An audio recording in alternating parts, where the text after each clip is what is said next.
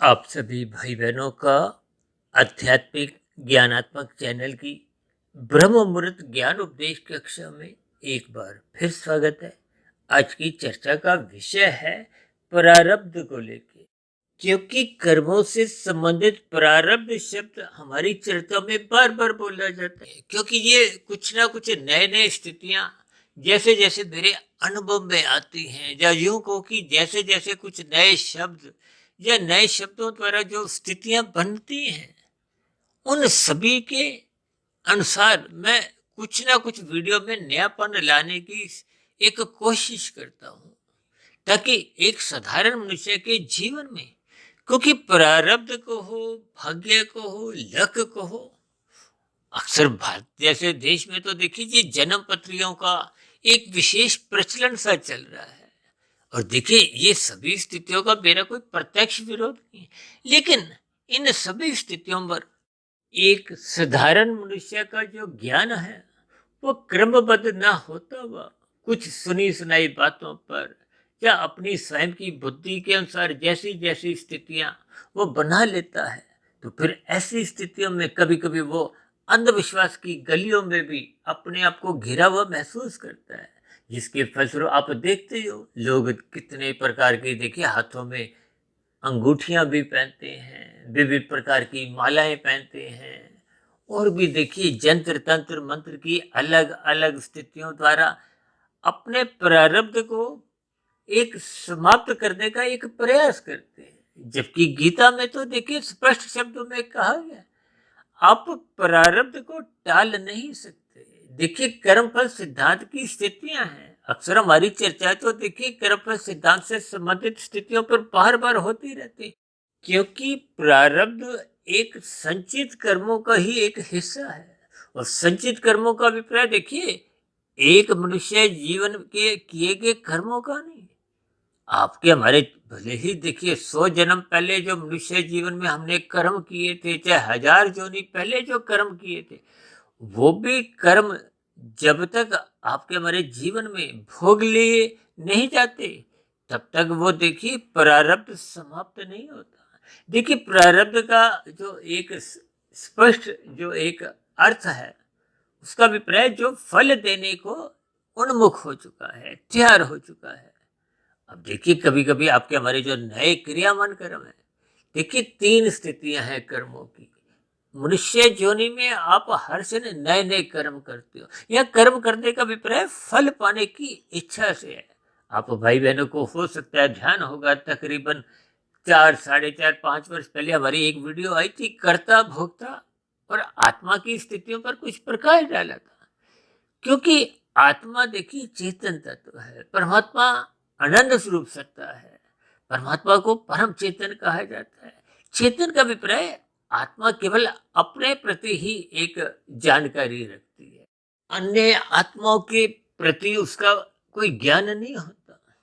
देखिए परमात्मा परम आत्मा है, तभी तो परमात्मा शब्द है, उसका संधि विच्छेद करो तो परम शब्द आ जाता है, परम जमा आत्मा। अब परम सत्ता तो एक ही होती है, कोई 2, 4, 10, 20, 50, 100 नहीं। देखिए परमात्मा ने तो अपने अलग अलग स्वरूप रखे हैं। अब परमात्मा का एक देखिए साकार रूप है, जिससे अनादि का से कितने ही देखिए परमात्मा ने अवतार दिए। ये अवतार लेने की जो एक स्थितियां हैं, देखिए आज हमने प्रारब्ध के नीचे जो 2 स्थितियां लिखी हैं, पुरुषार्थ और परमार्थ, और पुरुषार्थ के नीचे हमने देखिए अर्थ और काम की 2 स्थितियां लिखी हैं, और परमार्थ के नीचे हमने धर्म और मोक्ष की 2 स्थितियां लिखी हैं। अर्थ और काम को हमने एक जमा के निशान के साथ उनका एक संबंध स्थापित किया है, जबकि धर्म का मोक्ष की ओर एक तीर सा दिखाया है, यानी कि ये धर्म ही आपको भी मोक्ष की ओर ले जाता है। देखिए इन सभी स्थितियों को आपको भी ज्ञान पूर्वक समझना चाहिए। हम तो देखिए प्रकृति के 3 गुणों की प्रतिदिन ही सुबह शाम चर्चाएं करते हैं, क्योंकि प्रकृति के 3 गुण देखिए नित्य हैं, भले ही ये जड़ है, यानी कि इन गुणों में जो क्रियाशीलता है वो परमात्मा की निर्गुण निराकार ब्रह्म शक्ति द्वारा एक लाई जाती है। भले ही साधारण बोलचाल में तो देखिए एक साधारण मनुष्य बार बार क्या कहता है कि प्रकृति में हर क्षण परिवर्तन होते हैं। देखिए वो प्रकृति कहो, प्रकृति के 3 गुण कहो, इसीलिए तो हमने देखिए प्रारब्ध की स्थितियों में भी 3 रंगों की स्थितियां दर्शाई हैं। प्रा को हमने सत्वगुण की स्थिति से यानी कि प्रकाश की स्थिति से दर्शाया है। रा की स्थिति को हमने एक रजोगुण की स्थिति से दर्शाया है, एक रंगीन स्थिति से दर्शाया है, क्योंकि रजोगुण का अभिप्राय संसारी विषय भोगों से है, संसारी आकर्षणों से है। और प्रारब्ध यानी बद्ध की स्थिति को हमने एक काले रंग से, तमोगुण से दर्शाया है। देखिए प्रकृति के 3 रंगों की ये जो स्थितियां हैं, ये प्राह का अभिप्राय सात्विक स्थिति से, ज्ञानमय स्थिति से। जैसे सूर्य का प्रकाश आपको में देखिए रखी हुई वस्तुएं नजर आती है ना, और शाम को जब सूर्य अस्त हो जाता है तो आप और हम भले ट्यूब जलाते हैं, यानी कि ये सफेद रंग ज्ञान का प्रतीक है, जिसपे आपको में रखी हुई वस्तुएं नजर आती हैं। और क्योंकि राह को हमने देखिए एक रायसी स्थिति से, रंगीन स्थिति से, विषय भोगों से, और शास्त्रों में तो स्त्री पुरुष के जो आपसी आकर्षण की स्थितियां हैं उसको भी रजोगुण से जोड़ा गया है।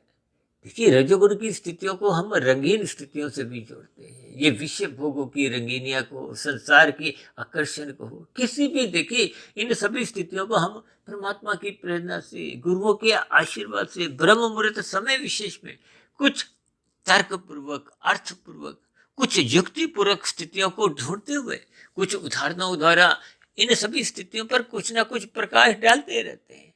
और ये प्रकाश डालने से आपका हमारा ज्ञान बढ़ता है। यहाँ ज्ञान बढ़ने का अभिप्राय अज्ञानता की एक समाप्ति से है, क्योंकि आपकी आत्मा, मेरी आत्मा, या पशु की आत्मा, कीड़े मकोड़े की आत्मा, पेड़ पौधे की आत्मा, सभी की आत्मा तो तकनीकी रूप से, सैद्धांतिक रूप से पहले से ही ज्ञान शुरू है। और हम जो कभी कभी बार बार कहते हैं ना कि हमारी 2700 वीडियो होगी, ये 2700 वीडियो हो चाहे 27,000 वीडियो हो, ये कोई आपको नया ज्ञान नहीं देती, मात्र आपकी हमारी अज्ञानता समाप्त करती है। और जो शास्त्रों में भी बार बार कहा गया, सत्संग करो, गुरु के प्रवचनों को आदर पूर्वक, श्रद्धा पूर्वक सुनो, शास्त्रों का स्वाध्याय करो, ब्रह्म मुहूर्त में उठो, ये शब्द हम भी बार बार दोहराते रहते हैं। इनका अभिप्राय केवल इतना ही है कि आपका हमारा जो एक अज्ञानता की स्थिति है, जो आपने हमने स्वयं बना ली है, बनाने का मतलब क्या है कि जब जब आप रजोगुण और तमोगुण का संग अधिक करते हो। देखिए अभी कुछ दिन पहले ही हमारी एक वीडियो प्रसारित हुई थी ना, जो बंधनदायक और मुक्तिदायक की स्थिति है, क्योंकि शास्त्रों में ही कहा गया है तमोगुण रजोगुण ये बांधते हैं। बांधने का अभिप्राय ये बंधनदायक स्थिति है। ये 84 लाख प्रकार के जो आपके हमारे स्थूल शरीर की एक जोनियां हैं, इनमें आपके हमारी जो एक उठक पटक या जन्म मरण की जो स्थितियां हैं, देखिए कभी मनुष्य की अधोगति की स्थितियां होती हैं, कभी उसकी इच्छा रहने पर उसकी ऊपर की जोनियों में स्थितियां बनती हैं।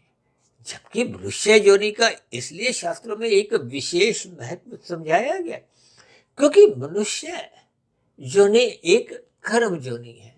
शेष सभी जोनियां देखिए, कुल जोनियां 84 लाख हैं, और 84 लाख प्रकार की जोनियों में बहुत बड़ा एक अनुपात 80 लाख का, ये तो नीचे की तामसी जोनियां हैं, दंडमयी जोनियां हैं। देखिए जब तक आप और हम प्रकृति के 3 गुणों की रहस्यमय स्थितियों को, जिसको स्वयं भगवान श्री कृष्ण जी ने गीता में एक गूढ़तम ज्ञान विज्ञान से जोड़ा है, यानी प्रकृति के 3 गुणों की स्थितियों को आपको में ज्ञान पूर्वक समझना चाहिए। ये 3 गुण नित्य बने रहते हैं। अक्सर हमारी चर्चाओं में एक शब्द सच्चिदानंद शब्द बार बार बोला जाता है। इस एक शब्द में ही देखिए संपूर्ण शास्त्रों का, चाहे वेदों का ज्ञान है, और वेदों से ही देखिए मायातीत महापुरुषों ने उपनिषद लिखे, वो एक वेदों का ही एक सरलीकरण है। क्योंकि वेदों की स्थितियां तो बहुत ही अधिक जटिल है, उनका कुछ सरलीकरण मायातीत महापुरुषों ने विभिन्न प्रकार के उपनिषद में लिखते हुए कुछ स्थितियों को एक सरल बनाया।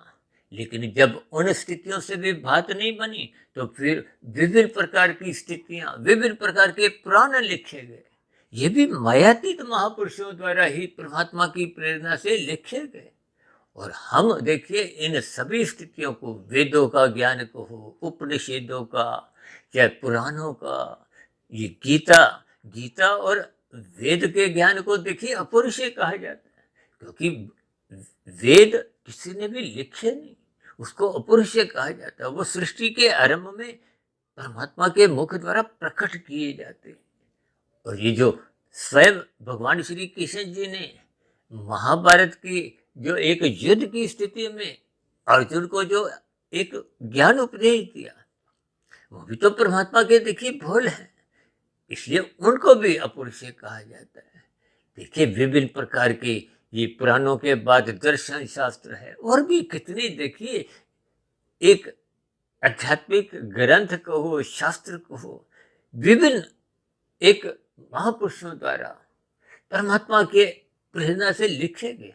हम तो देखिए एक साधारण से एक मायाबद्ध एक स्थिति में है, जैसे आप भाई बहनों की स्थिति है, वैसे ही लगभग मेरी स्थिति है। ये तो परमात्मा की प्रेरणा से, गुरुओं के आशीर्वाद से पिछले 27-28 वर्षों से ब्रह्म मुहूर्त समय विशेष में देखिए परमात्मा की प्रेरणा से कुछ ऐसी मेरी जिज्ञासा को हो, या पूर्व जन्मों की एक इन सभी स्थितियों के प्रति रुझान को लगभग पिछले 27-28 वर्षों से 1-1.5-2 बजे उठने का जो एक अभ्यास सा हो गया है, एक स्वभाव सा बन गया है, एक संस्कार सा जग गया है, तो फिर इन सभी स्थितियों पर हम जैसा जैसा चिंतन मनन करते रहते हैं, फिर परमात्मा की प्रेरणा से, गुरुओं के आशीर्वाद से जैसे जैसे ये वीडियो की कुछ स्थितियां नाम कहो अलग अलग कुछ मेरे मन में उठते हैं, या आप भाई बहनों के कुछ प्रश्न उठते हुए,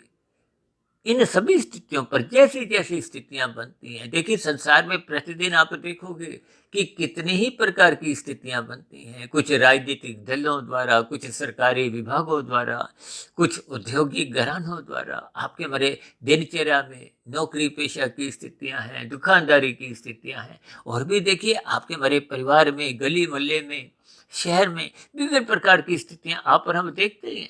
तो उन स्थितियों से ही कुछ ना कुछ नए शब्द को, नए परिस्थितियों में कुछ हमें ऐसी स्थितियां संज्ञान में आती हैं। देखिए हमारी कोशिश बनी रहती है कि शास्त्रों का ज्ञान जितना जितना मेरे समझ में आया है, उस समझे हुए ज्ञान को ही परमात्मा की प्रेरणा से, गुरुओं के आशीर्वाद से, ब्रह्म मुहूर्त समय विशेष में मैं इनको समझाने का एक प्रयास करता हूँ।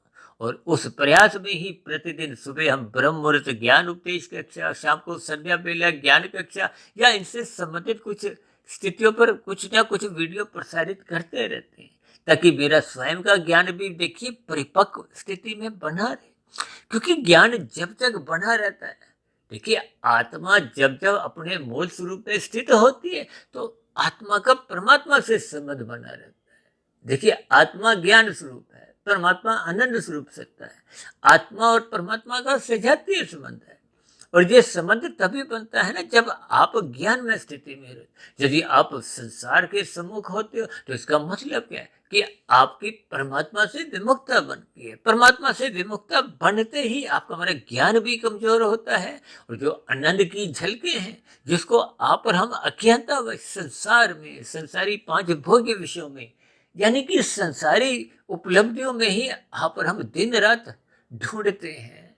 उस ढूंढने की स्थितियों में ही मनुष्य कब कितने पाप कर्म करता हुआ अपना प्रारब्ध बिगाड़ लेता है, कर्माशय बिगाड़ लेता है। देखिए स्थूल शरीर के स्तर पर आप और हम जितने भी कर्म करते हैं, देखिए ये सभी कर्म अक्सर सकाम भाव से होते हैं। फल पाने की इच्छा का मतलब क्या है? जब जब आप कर्ता बनते हो, देखिए आपके हमारे 3 शरीर हैं, स्थूल शरीर, सूक्ष्म शरीर और खरा शरीर। स्थूल शरीर के स्तर पर आप जो भी कर्म करते हो, देखिए स्थूल शरीर के स्तर पर अक्सर आपके हमारे जो कर्म है वो 99.99% विशेष रूप से देखिए कलयुग की स्थितियों में ये सकाम भाव से ही होते हैं। और कलयुग में तो देखिए मनुष्य इन सभी स्थितियों में कब कितने पाप कर्म करता वो अपना कर्माशय बिगाड़ता है। देखिए जब आप एक विहित कर्म करते हो, जिनको शास्त्र अनुमति देते हैं, जैसे हम सरल शब्दों में बार बार समझाते हैं ना, यातायात के नियमों का पालन करो, यानी कि जो जो कानून आपको मैं एक अनुमति देता है। अब लाल बत्ती पे आपको चलने की अनुमति नहीं है, केवल हरी बत्ती पे चलने की अनुमति है। ये एक व्यवस्था है। इसी तरह परमात्मा की एक व्यवस्था है। ये कर्म फल सिद्धांत की स्थितियां जो अनादि काल से, क्योंकि कर्म पहले होगा, फल बाद में आएगा।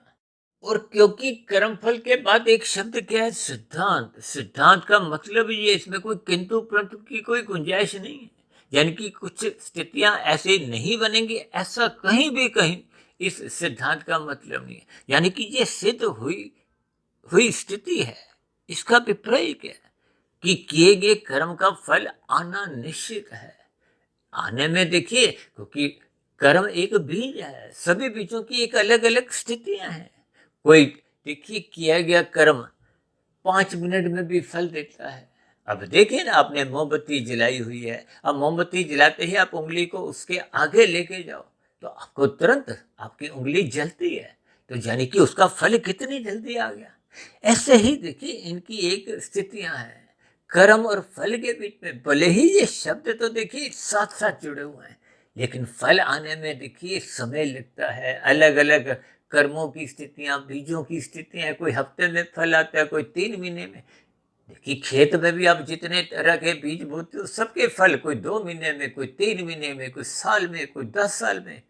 ये सभी स्थितियों के आपको भावार्थ समझने, हम तो बार बार कहते रहते हैं, शब्दों की स्थितियों को विशेष स्तर पर उनका एक अर्थ ढूंढो। देखिए शब्दों से गहरी स्थितियां क्या है, उनके अर्थों में छिपी हुई है। और अर्थों से भी और गहरी स्थितियां क्या, उनके भावार्थों में छिपी। लेकिन ये सभी स्थितियां तो तभी समझ में आते हैं जब आप और हम इन सभी स्थितियों पर बहुत ही गहरे तल पे, अक्सर हम बार बार कहते हैं ना, श्रद्धा पूर्वक सत्संग करो। और अक्सर एक राशि वृक्षों का सत्संग तो देखिए बेमन से होता है। अक्सर इस बेमन से किए गए सत्संग की स्थितियों को मैं नर्सरी कक्षा से जोड़कर बात को सरल तरीके से समझाने का प्रयास इसलिए करता हूँ, ताकि आपकी हमारी जो एक शास्त्रों को पढ़ने की, सुनने की जो स्थितियां हैं, उसके प्रति आप और हम गंभीर हों। अब उदाहरण के लिए देखिए, बच्चे जो प्ले स्कूल में जाते हैं, 2.5-3 वर्ष के होते हैं, अब उनकी तो देखिए कोई भौतिक शिक्षा के प्रति कोई रुचि नहीं है। वो तो मात्र एक खेलने की स्थिति है, तभी तो प्ले स्कूल कहा गया। ये नर्सरी कक्षा, पहली, दूसरी, इन कक्षाओं में भी देखिए बच्चा अभी गंभीर नहीं होता। यानी कि उसकी भौतिक ज्ञान के प्रति भी, भौतिक शिक्षा के प्रति भी अभी कोई रुचि जागृत नहीं होती। अक्सर मनुष्य देखिए आरंभिक स्थितियों में बच्चे रोते धोते जाते हैं, लेकिन 8वीं 10वीं 12वीं कक्षा में तो कोई भी बच्चा देखिए रोते धोते नहीं जाता, वो गंभीर हो जाता है। उसको अपने भौतिक शिक्षा के प्रति एक विशेष रुचि जगने लगती है। यानी कि अब उसको भौतिक शिक्षा का महत्व समझ में आने लगता है। ठीक इसी तरह जब जब राशि मनुष्यों का सत्संग अभी बेमन से होता है, कर्मकांड भी देखिए लोभ से या भय से ही होते हैं। अभी कुछ महीने पहले हमने एक चर्चा रखी थी ना, श्राद्ध पक्ष के ऊपर, जिस पर हमने देखिए श्राद्ध को श्रद्धा से और ऋणों से क्रमबद्ध तरीके से जोड़ते हुए उस पर कुछ प्रकाश डाला था। देखिए हमारी कोशिश होती है कि प्रकृति के 3 गुणों की रहस्यमय स्थितियों द्वारा आपके हमारे जो 3 शरीर बने हुए हैं, स्थूल शरीर, सूक्ष्म शरीर, कारण शरीर, इनको समझें। देखिए आत्मा और परमात्मा तो देखिए चेतन सत्ता है। आत्मा ज्ञान स्वरूप है, परमात्मा आनंद स्वरूप सत्ता है। आत्मा अणु है और एक देशीय है। देखिए परमात्मा तो सर्वव्यापी सत्ता है। सर्वव्यापी सत्ता का अभिप्राय क्या है कि परमात्मा की वो निर्गुण निराकार सर्वव्यापी सत्ता ही प्रकृति के इन 3 गुणों को चलायमान रखती है, क्रियाशील रखती है। और ये जो प्रकृति के 3 गुण है, ये नित्य एक क्रम में आप और हम देखते ही हैं। देखिए शाम को सूर्य अस्त होते ही तमोगुण की 8 घंटे की स्थितियां होती हैं, क्योंकि ये 24 तत्वों का ब्रह्मांड। देखिए ये जो 3 गुण हैं, इनको एक इकाई कहा जाता है। इस एक इकाई से, इन 3 गुणों की स्थितियों से ही ये 23 तत्वों का एक ब्रह्मांड, एक परिवार, एक फैलता है, अस्तित्व में आता है। एक बार हमने देखिए सृष्टि चक्र से संबंधित सृजन, पालन और प्रलय की स्थितियों पर एक चर्चा विस्तार से रखी थी। ये 24 तत्वों का जो ब्रह्मांड है, इनमें 23 तत्व अनित्य हैं। कहते हैं ना, ब्रह्म सत्यम जगत मिथ्या, या कहीं कहीं जगत मिथ्या ब्रह्म सत्यम भी कह दिया जाता है। ये मिथ्या का अभिप्राय है, ये जो 23 तत्वों का जो एक माया का विस्तार है, परिवार है, ये नित्य नहीं है। नित्य केवल 3 गुण है, 3 गुण नित्य बने रहते हैं, लेकिन ये जड़ है। अब जड़ में जो पर हम जो क्रियाशीलता देखते हैं वो परमात्मा की निर्गुण निराकार ब्रह्म शक्ति द्वारा।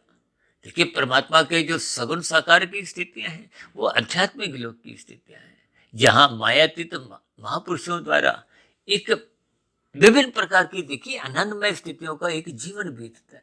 इन सभी स्थितियों को देखिए आप और हम शब्दों द्वारा उतना नहीं समझ सकते जितने इनकी स्थितियों को अर्थ और भावार्थ रूप में समझ सकते। हम तो बार बार यहाँ तक कहते हैं शब्दों को 1% महत्व दो, उनके अर्थों को 10% और भावार्थों को 100%।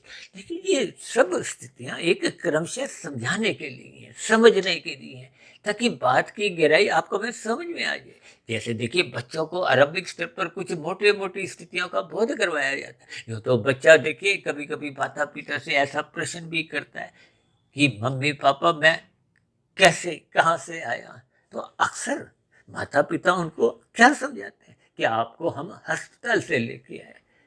उसको कुछ जन्म की जो एक गर्भाकाल की स्थितियों का कुछ बोध नहीं करवाया जाता, लेकिन जैसे जैसे बच्चा स्वयं बड़ा हो जाता है तो उसके प्रश्न भी समाप्त हो जाते हैं, तो उसको उत्तर स्वयं ही मिल जाता है।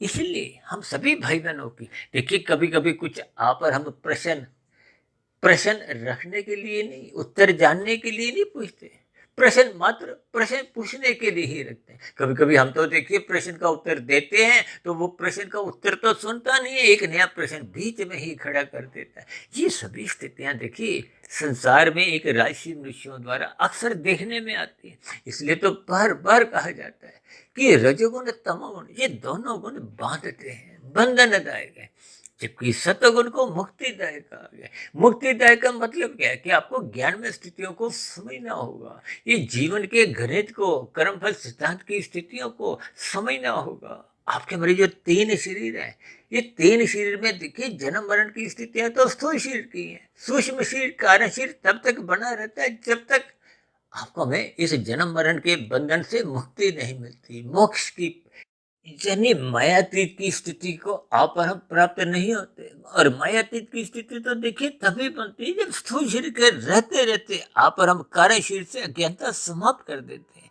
देखिए जब अज्ञानता समाप्त हो जाती है यानी कि बुरे संस्कार दग्ध बीज हो जाते हैं। देखिए ये बहुत ही सूक्ष्म प्रक्रिया है, अक्सर इन पर हम अलग अलग वीडियो में तो कुछ ना कुछ चर्चाएं करते रहते हैं। आज हमारी जो चर्चा मूलभूत रूप से चल रही है वो प्रारब्ध को हो, भाग्य को हो, लक को हो, इसके इर्द गिर्द घूम रही है। और उससे संबंधित जो जो बातें मेरे संज्ञान में आ रही हैं या परमात्मा की प्रेरणा से, गुरुओं के आशीर्वाद से जैसे जैसे कुछ शब्द, कुछ स्थितियां मेरे मन में प्रवेश करती हैं, उनको मैं देखिए समझाने का एक प्रयास करता हूँ। इसीलिए तो देखिए इस प्रारब्ध के नीचे हमने क्या लिखा है, पुरुषार्थ और परमार्थ। पुरुषार्थ का अभिप्राय देखिए ये जो धर्म अर्थ काम मोक्ष की जो एक स्थिति है। हालांकि हम देखिए मोक्ष को तो एक पुरुषार्थ में ना लेते हुए आपके हमारे जीवन का एक लक्ष्य है, जबकि अर्थ और काम ये संसारी स्थिति है। संसार को पाने के लिए ये अर्थ का अभिप्राय धन से है, काम का अभिप्राय 5 भोग इच्छाओं से है। इसलिए तो देखिए अर्थ को हम काले रंग से दर्शाते हैं। ये एक पदार्थों की स्थितियां हैं, पदार्थों का अभिप्राय धन से है।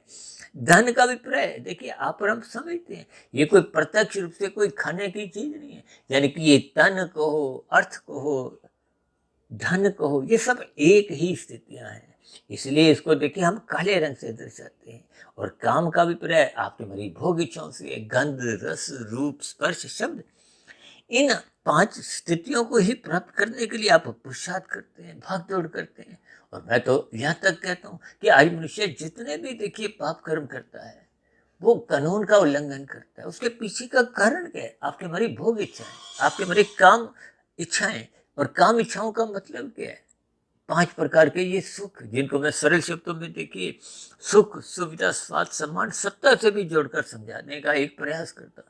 देखिए इन सभी स्थितियों को आपको मैं ज्ञान पूर्वक समझना, ये सब माया की स्थितियां हैं, संसारी स्थितियां हैं। इन सभी स्थितियों को आप और हम जितना भी इकट्ठा कर भी लें, देखिए आजकल तो लोग देखिए कितने प्रकार की हेरा फेरी करते हैं, किस लिए? इन 5 भोग्य विषयों के कारण। और मैं तो अक्सर यहाँ तक भी कहता हूँ कि मनुष्य ने देखी खाने 100 रुपये 1000 रुपये उसने धर्मानुसार कमा भी लिए, तब भी अज्ञानतावश सत्संग के अभाव में वो जीवन के गणित को समझता नहीं है और अज्ञानतावश कितने प्रकार की चोरी डकैती या हेरा फेरी, आजकल तो देखिए डिजिटल अपराध कितने ही बढ़ते जा रहे हैं और घोटालेबाजी की स्थितियां भी आप और हम देखते हैं।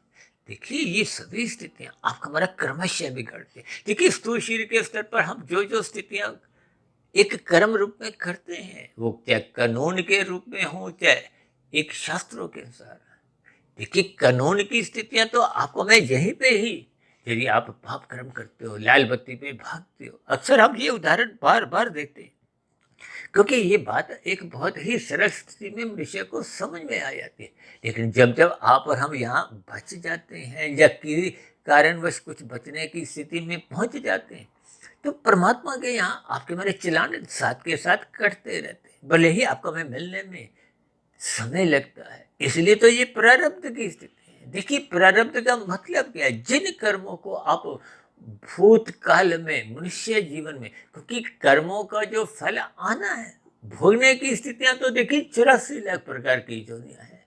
मनुष्य से ऊपर की जो जोनियां हैं वो 3,99,999 है। ये ऊपर की जोनियां हैं, वहां पुण्य कर्मों का आप और हम भोग करते हैं। मनुष्य जीवन में आप और हम सुख दुख दोनों स्थितियों का भोग करते हैं, जबकि नीचे की जोनियों में देखिए मुख्य रूप से क्या है? दुख रूपी स्थितियों को आपको में एक कष्टमय स्थितियों को भोगना पड़ता है। अब परमात्मा तो देखिए न्यायकारी भी है, परम दयालु भी तो है। अब परम दयालु होने के कारण ही परमात्मा ने नीचे की सभी जोनियों को क्रमशः अचेत स्थिति में रखा है ताकि उनको अपने दुखों का बोध नहीं हो। लेकिन आपको मुझे सचेत रखा है, और यदि आप और हम सचेत रहते नहीं, सत्संग करते नहीं और अज्ञानतावश, देखिए आज मनुष्य मादक पदार्थों का सेवन करने में भी कोई लज्जा महसूस नहीं करता।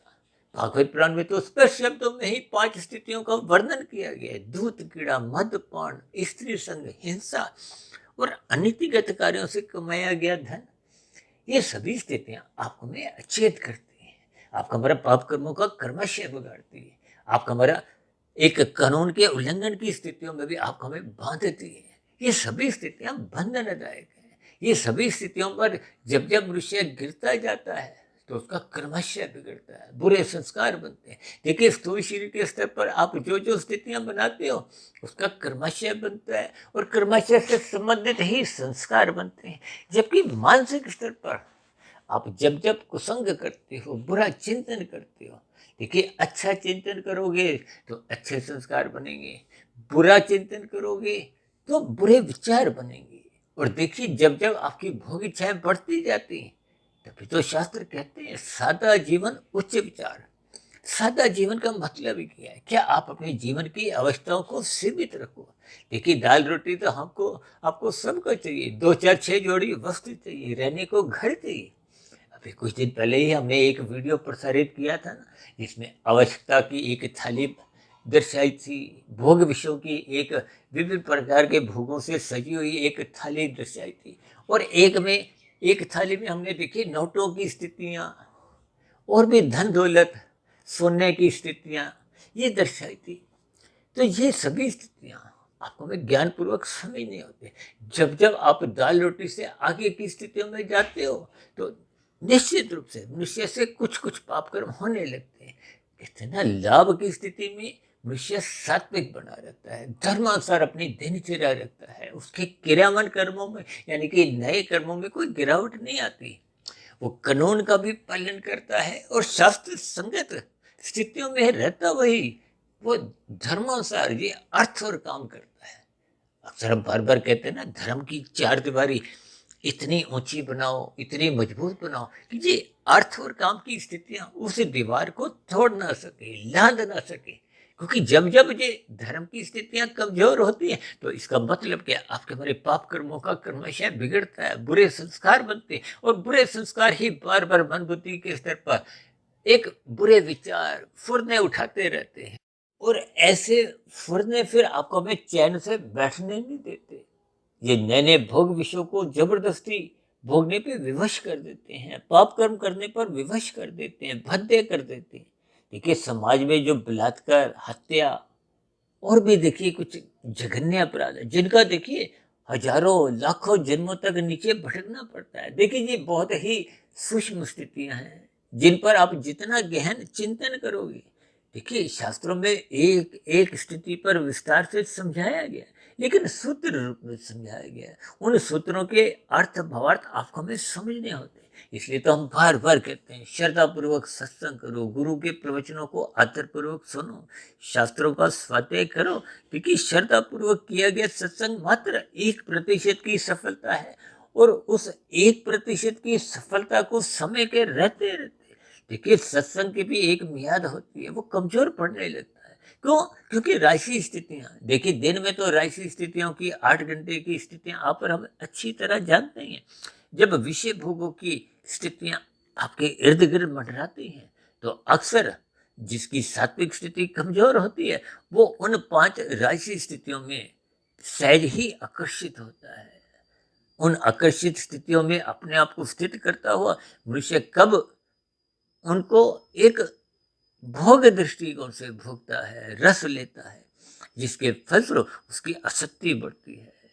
और मनुष्य कब उस आसक्ति के कारण ही तमोगुण में गिरता है, कानून का उल्लंघन करता है, शास्त्र विरुद्ध कब कितने पाप कर्म करता हुआ अपना क्रमशः बिगाड़ देता है। देखिए ये सभी स्थितियां क्रमबद्ध तरीके से जब आप और हम समझोगे, देखिए स्थूल शरीर के स्तर पर आदतें बिगड़ती हैं।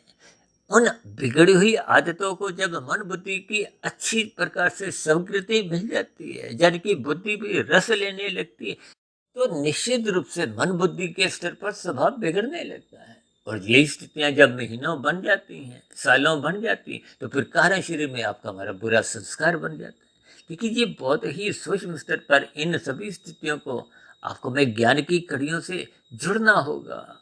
तभी तो हम बार बार कहते हैं श्रद्धा पूर्वक सत्संग करो, फिर उसका चिंतन मनन मन बुद्धि के स्तर पर, सूक्ष्म शरीर के स्तर पर ब्रह्म मुहूर्त में उठकर करते रहो।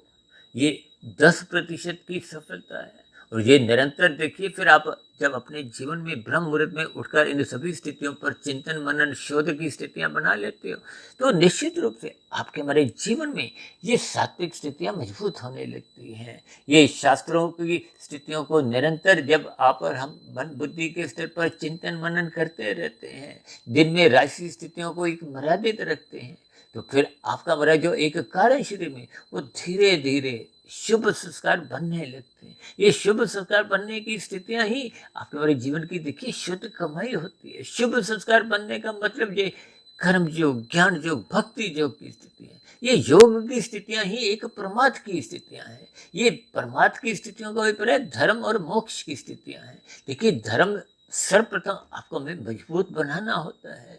धर्म मजबूत बनाने का अभिप्राय जीवन को अनुशासित जीवन जीने से है, जिसके अंतर्गत आपके हमारे नए सिरे से जो पाप कर्म है वो होने बंद हो जाते हैं। जो पहले के किए गए पाप कर्म थे, उनका तो देखिए निश्चित रूप से एक प्रारब्ध रूप में आपको में भोगना ही पड़ता है। देखिए अनुकूल परिस्थितियों को, सुखों को आप और हम त्याग कर सकते हो, बांट सकते हो, लेकिन प्रतिकूल परिस्थितियों को, दुखों को, इसलिए तो हम देखिए दुखों को गैर जमानती वारंट से जोड़कर समझाते हैं। इन गैर जमानती वारंट को टाला नहीं जाता, भले ही आप और हम देखिए कोई अंगूठी पहने, माला पहने, और भी देखिए विभिन्न प्रकार के जंत्र तंत्र मंत्र की स्थितियों द्वारा कुछ भी स्थितियां बनाए, ये मात्र आपके हमारे नए कर्मों को एक सुधारने की दिशा की ओर ले जाती हैं। और पहले के जो किए गए पाप कर्मों की जो एक प्रतिकूल परिस्थितियां होती हैं, उनको भोगने में एक सहन शक्ति देती है। देखिए ये कुछ विचार मेरे व्यक्तिगत भी आप समझ सकते हो, लेकिन शास्त्रों की स्थितियों को आप और हम जितना जितना क्रमबद्ध तरीके से समझ जाएंगे, क्योंकि प्रारब्ध का मतलब ही यही है कि जिन कर्मों को आप और हम कर चुके हैं, चाहे वो 5 मिनट पहले आपने कोई कर्म किया, तो उसका फल यदि 5 मिनट बाद ही आ रहा है, तो आपको हमें वो भोगना पड़ता है।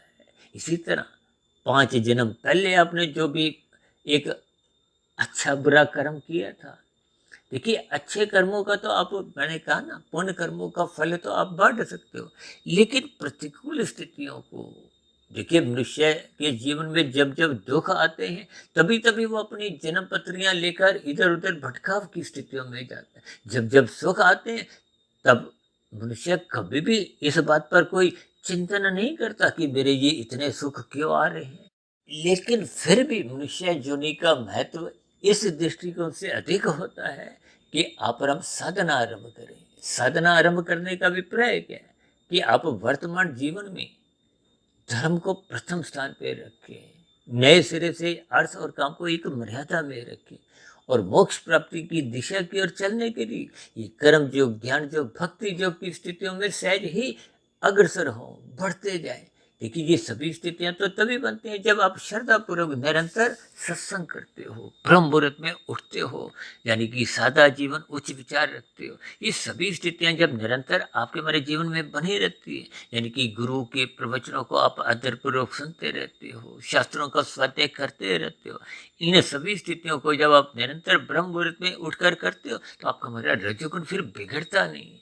जब रजोगुण बिगड़ता नहीं है, तो फिर तमोगुण में गिरने का तो प्रश्न ही नहीं उठता। और जो पहले के गिरे हुए तमोगुण के कारण जो दुख रूपी स्थितियां आपके हमारे जीवन को बाधित करती हैं, वो देखिए धीरे धीरे जब आप नए सिरे से परमात्मा की ओर चलने लगते हो, तो परमात्मा पर चलते चलते आपके हमारी विवेक शक्ति जगने लगती है। परमात्मा का आशीर्वाद कहो, गुरुओं की कृपा कहो, ये सभी कृपा जो पहले का जो एक प्रारब्ध है, वो आपके हमें नए एक परमात्मा की दिशा को कोई विशेष बाधित नहीं करता। देखिए, इन सभी स्थितियों को आपको में ज्ञान पूर्वक समझना चाहिए। देखिए, इन सभी स्थितियों पर परमात्मा की प्रेरणा से, गुरुओं के आशीर्वाद से, विभिन्न उदाहरणों द्वारा कुछ न कुछ स्थितियों पर मैंने प्रकाश डालने का एक प्रयास किया। यूँ तो देखिए, ये कर्मों की स्थितियाँ कोई एक बहुत ही एक फैली हुई स्थितियाँ हैं, और हमने तो देखिए आज तक जो 2700 वीडियो प्रसारित किया, उनमें देखिए लगभग 300-400 वीडियो तो प्रत्यक्ष अप्रत्यक्ष रूप से कर्मों के ऊपर ही है, चाहे वो संचित कर्मों की स्थितियां हो। देखिए, संचित कर्मों का ही एक अंग कहो, एक स्थिति ये प्रारब्ध की है, जिनके कर्म आप और हम कर चुके हैं, चाहे 5 मिनट पहले किया हो, चाहे 5 दिन पहले किया हो, चाहे 5 महीने पहले किया हो, चाहे 5 जन्म पहले किया हो, चाहे 50 जन्म पहले का किया हो, जिनका फल पक चुका है। देखिए, इनके बहुत ही गहरी अलग अलग स्थितियां हैं। यूँ तो हमने देखिए प्रारब्ध में अलग अलग स्थितियों पर, जाति, आयु, भोग से भी संबंधित स्थितियों पर प्रकाश डाला है, क्योंकि आज हमारा देखिए विषय कुछ मिला जुला एक पुरुषार्थ के रूप में, यानी कि अर्थ और काम के संबंधित भी था, और परमार्थ रूपी स्थितियां मजबूत करने की दृष्टिकोण से भी था। इसलिए आज हमने देखी जाति, आयु और अन्य स्थितियों को कोई विशेष महत्व नहीं दिया, लेकिन इन सभी स्थितियों के देखिए बहुत ही गहरे अर्थ होते हैं। इसलिए हम सभी भाई बहनों को अपने मिले हुए जीवन को, यानी कि क्रियामान कर्मों में आपको में सुधार लाना चाहिए, और जहाँ तक संभव हो आध्यात्मिक उन्नति के दरवाजे खोलने चाहिए। और पहले की जो जो स्थितियां आपके हमारे जीवन में देखिए प्रारब्धवश आ चुकी हैं, उन स्थितियों से ना घबराते हुए आपको हमें वर्तमान समय का एक सदुपयोग करना है, यानी कि श्रद्धापूर्वक सत्संग करते रहना है, गुरु के प्रवचनों को सुनते रहना है, ब्रह्म मुहूर्त में उठते हुए अपनी सात्विक स्थिति मजबूत करनी है, ताकि मिले हुए जीवन में आपकी हमारी साधना आरंभ हो, कर्म योग, ज्ञान योग, भक्ति योग की स्थितियां आरंभ हो। और ये योग की स्थितियां तो देखिए तभी आरंभ होती है जब सर्वप्रथम आपकी भाई सात्विक स्थिति मजबूत हो जाती है। जैसे आईएएस की मुख्य परीक्षा में उत्तीर्ण होने के लिए आपको हमें पहले देखिए प्रिलिमिनरी टेस्ट पास करना एक अनिवार्य स्थिति है। ठीक इसी तरह परमात्मा को पाने के लिए, मोक्ष का लक्ष्य प्राप्त करने के लिए सर्वप्रथम आपके हमारी सात्विक स्थिति मजबूत बनानी होती है। ये सात्विक स्थिति मजबूत एक नींव के समान है। नींव मजबूत होने से ही बहुमंजिला इमारतें आप और हम बनाने की स्थिति में होते हैं। ठीक इसी तरह जब सात्विक स्थिति मजबूत होगी, तो ये कर्म योग, ज्ञान योग, भक्ति योग रूपी जो इमारतें हैं, ये आपके हमारे जीवन में सहज ही बनने लगेंगी। तो फिर आध्यात्मिक उन्नति के भी दरवाजे क्रमशः खुलने लगेंगे। तो ऐसी सभी सात्विक शुभ स्थितियां आपके हमारे जीवन में भी क्रमशः बनना आरंभ हो। इन्हीं शुभकामनाओं के साथ अब चर्चा विशेष को यहीं विश्राम देते हैं। शाम को फिर मिलते हैं संध्या बेला ज्ञान कक्षा में। तब तक आप अपने आध्यात्मिक मित्र सुधीर भाटिया फकीर को इजाज़त दें।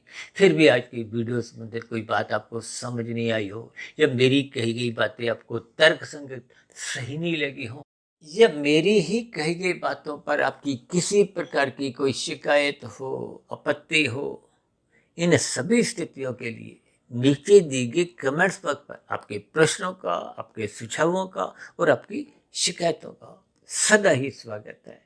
अब चर्चा विशेष को यहीं विराम देते हैं। इस चर्चा विशेष को ध्यानपूर्वक, धैर्यपूर्वक और गंभीरतापूर्वक सुनने के लिए आप सभी भाई बहनों का बहुत बहुत धन्यवाद।